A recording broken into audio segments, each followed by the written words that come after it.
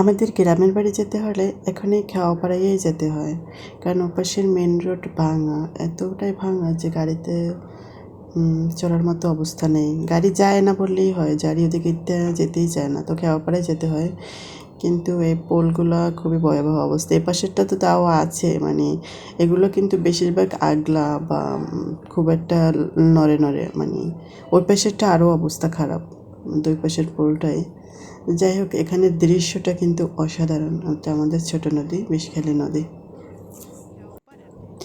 এপার ওপার পার হতে 10 টাকা নেয়। এই নদীর পানি দুই পারের মানুষই ব্যবহার করে। কেউ খাবার হিসেবে ব্যবহার করে, কেউ আসবাবপত্র পরিষ্কারের জন্য, গোসল করে, বা এখানে এই নদীর পাড়ে হোটেল আছে অনেক, বাজারের আশেপাশে হোটেলে ব্যবহার করে বিভিন্ন কাজে। কিন্তু আবার কিছু কিছু মানুষ আছে এদের ভিতরে যারা অপব্যবহার করে। হাঁস মুরগি মারা গেলে, ছাগল মারা গেলে মানে কোনো বেস্টটা এই নদীতেই ফেলে, যেটা আসলে যারা যখন এটা ব্যবহার করে আমি জানি, কারণ আমি এই এলাকায় বড় হয়েছি। আবার অনেকের প্রয়োজন হয় না, তবে সাধারণ মানুষরাই বেশি ব্যবহার করে। এই যে অনেক মুরব্বী, উনি হচ্ছে এর পাশেই হবে বাড়ি, হবে নৌকা দিয়ে যে একটা মরা কিছু ঠেলে দিতে আছে অন্যদিকে।